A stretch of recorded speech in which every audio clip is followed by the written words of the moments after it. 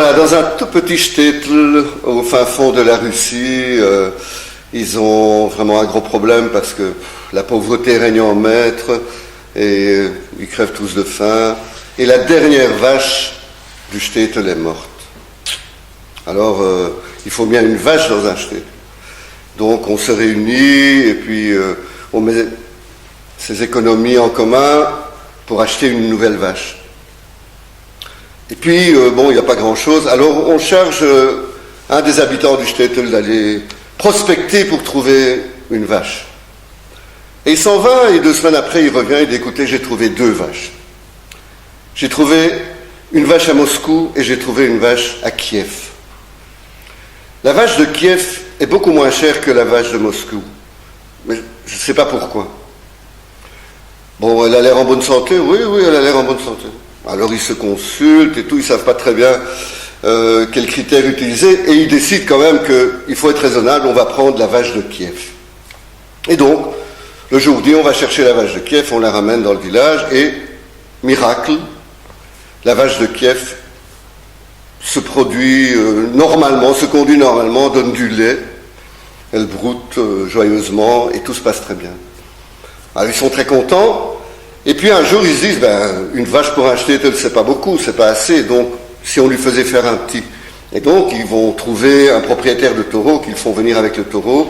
Le jour dit, le propriétaire arrive avec le taureau, on enferme dans l'enclos la vache et le taureau, et tout le monde se met autour de l'enclos, et on attend que ça se passe. Alors le taureau, fièrement, tourne autour de la vache qui continue à brouter calmement, et à un certain moment, le taureau commence à se rapprocher pour satisfaire les besoins de la clientèle. Et quand le taureau approche un tout petit peu trop près de la vache, celle-ci recule de quelques pas. Alors le taureau, il dit, c'est pas possible, mon charme agit toujours. Il essaye encore, il se rapproche de la vache, rien n'y fait. Dès qu'il s'approche un peu trop près, la vache recule. Et ça se passe comme ça pendant une demi-heure, jusqu'au moment où le propriétaire du taureau regarde sa montre, il dit, dites les gars, j'ai d'autres vaches qui m'attendent, ça commence à bien faire, qu'est-ce qu'on fait? Alors les gens du village sont un peu embêtés, et puis disent, attends, ne t'en va pas encore, on va l'aider ton taureau, et ils entrent dans l'enclos, et ils attrapent la vache. Il y en a 2 qui tiennent une patte, l'autre patte, et ainsi de suite, il y en a un qui lève la queue, et bref, le propriétaire arrive avec son taureau pour grimper la vache, mais il n'y a rien à faire. Dès que le taureau est trop près, la vache se débat, et ça ne peut pas se faire. Ce qui fait que le propriétaire du taureau dit, écoutez les gars, maintenant je m'en vais, on lui dit stop, 1 seconde, dernière chose à faire, on va consulter le rabbin. Alors il y a une délégation qui se rend chez le rabbin.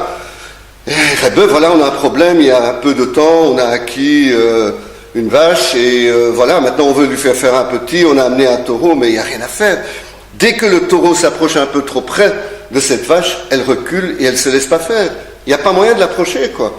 Qu'est-ce que tu penses? Alors le rabbin se caresse sa longue barbe blanche, il réfléchit et puis il leur dit, est-ce que votre vache ne viendrait pas de Kiev par hasard? Mais si, notre vache vient de Kiev. Mais pourquoi tu nous poses cette question? Oh, pour rien. Non, c'est juste parce que ma femme vient de Kiev aussi.